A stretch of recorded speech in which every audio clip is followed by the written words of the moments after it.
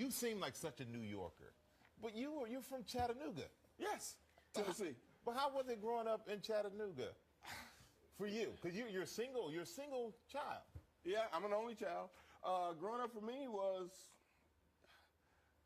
kind of fun because I had my grandparents. My mom was actually in D.C. working, so I was with my grandmother, my grandfather, and my aunt, Edna, who was a school teacher. So she forced me to do a lot of things that I didn't want to do when I was a kid. But one of the things she made me do was read. So I was reading by the time I was like 2. Wow. So she used to take me to school. It's an interesting kind of thing because it was the country. Yeah. So my grandmother worked. She was a domestic. She was like the help. Right. And my grandfather worked at a hotel during the day. So she took me to school with her. So when I was 2, I sat in the back of her room. Boy, that is a gift, though. What 2 or a 3. gift, huh? Yeah, but she taught 4th grade. Right. So when You were very advanced. so when a kid couldn't answer a question in her class, she would go, Sam, and I would answer the question, and then I'd have to fight all lunchtime. You know, because all those 4th graders would be, oh, you think you're smart. You know? And I went, well, I know I'm smart, and I'd have to fight because she made me answer questions, made them look dumb. So I was a good fighter and a smart kid. So I had all those things going for me. But I also grew up in segregation, so I learned a lot of lessons that most people don't have to learn today or shouldn't have to learn. But I learned how to conduct myself around the superior race in an interesting sort of way. You don't look people in the eye, but I did because I didn't know any better. So when I went to work with my grandfather, he also cleaned offices in the late afternoon. One office in particular was a real estate office. So I would sit on the buffer while he buffed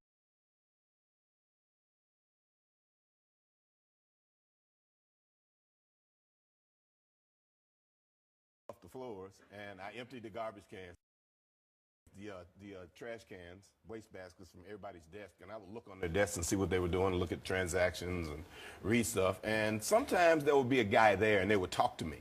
And I would look him in the eye and talk. Right. And my grandfather would just be shaking, like, right. Oh, my God, because I'd ask them questions, and they'd be like, boy, this boy's smart, Ed.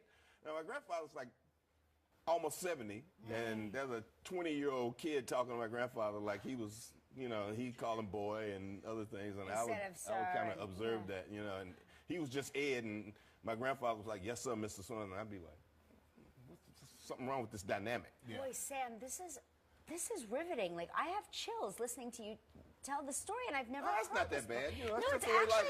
It's actually very, very riveting stuff, and it, But it is what it is. But you had to learn how to live in a society where your life was devalued in an interesting sort of way. Yeah. But I also was in a very loving environment with all the people in my neighborhood. So all the teachers I had actually taught my mom, her brothers and sisters. And I never went to school with a white kid. I never had a white teacher until I got to college.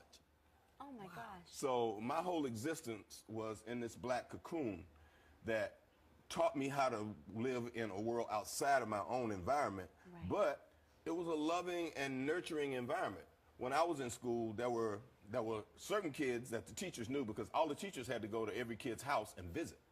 Right. So they knew how everybody lived and who their brothers and sisters were, or who their parents were, because they taught them.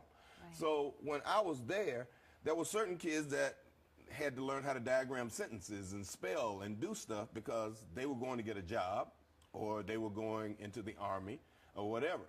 So in that same class, I'd have a book on the other side of the room reading Shakespeare. Wow. Because I was going to college and I had to take the SAT. So they knew how to teach each student in that room so that they could make their way in the world. It's the earliest progressive education there was. It was great. Yeah. Really, it really is. It was great. That's amazing.